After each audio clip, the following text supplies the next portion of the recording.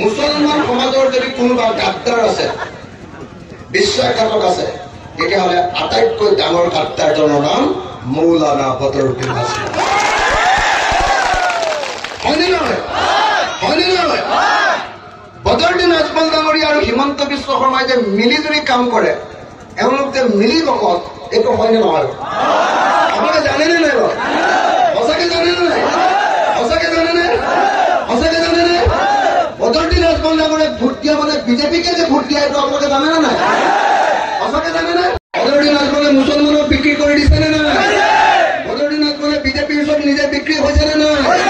বদৰুদ্দিন আজমল বিশ্বাসঘাতক হয়নে নহয়? বদৰুদ্দিন আজমল গাদ্দাৰ হয়নে নহয়? মুছলমানৰ গাদ্দাৰ কোন? মুছলমানৰ গাদ্দাৰ কোন? মুছলমানৰ গাদ্দাৰ কোন? মুছলমানৰ বিশ্বাসঘাতক কোন? গাদ্দাৰ আজমল ডাঙৰীয়াক আপোনালোকে ভোট দিব নে নিদিয়ে? মই ভালকে সুধিছো, চবেই ক'ব লাগিব। মই একদম পুৰা এইটোতে ভোট লৈ লৈছো দেই। মই কওঁ যে মুছলমানৰ শত্ৰু, মুছলমানৰ গাদ্দাৰ, মুছলমানৰ বিশ্বাসঘাতক মৌলানা বদৰুদ্দিন আজমলক এইবাৰ আপোনালোকে ভোট দিব নে নিদিয়ে? চবে নিদিয়ে? চবে নিদিয়ে? চবে নিদিয়ে? বদৰুদ্দিন আজমলৰ যিটো বেপাৰ, কি বেপাৰ? আগৰৰ বেপাৰ। আগৰৰ বেপাৰৰ গাড়ী যাতে পুলিচে নধৰে, তাৰ কাৰণে প্ৰথম দিনাই গৈ এটা অৰ্ডাৰ উলিয়াই দিছে।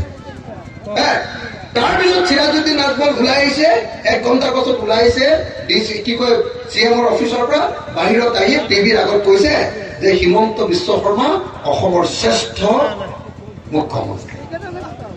অসমত এতিয়ালৈকে যিমান মুখ্যমন্ত্ৰী আছে তাৰ ভিতৰত আটাইতকৈ ভাল মুখ্যমন্ত্ৰী বোলে হিমন্ত বিশ্ব শৰ্মা। কামটো ভাল ক'লে নে বেয়া ক'লে বাৰু? এইটো একদম ডাইৰেক্ট দালালি হয়নে নহয় বাৰু? এইটো ডাইৰেক্ট 2 নম্বৰী হয়নে নহয় বাৰু? এইটো মুছলমান জাতিটোক বিক্ৰী কৰি থৈ আহিলে নে নাই বাৰু? বিক্ৰী কৰিলে নে নাই? মুছলমান জাতিটোক বিজেপিৰ ওচৰত কোনে বিক্ৰী কৰিলে? কোনে বিক্ৰী কৰিলে? AIDF বিক্ৰী কৰিলে নে নাই? কৰিলে। সত্য ৰাইজ, সেইকাৰণে এনেকে জাতিটোক বিক্ৰী কৰি দিয়াৰ কাৰণে এতিয়া কি কৰে?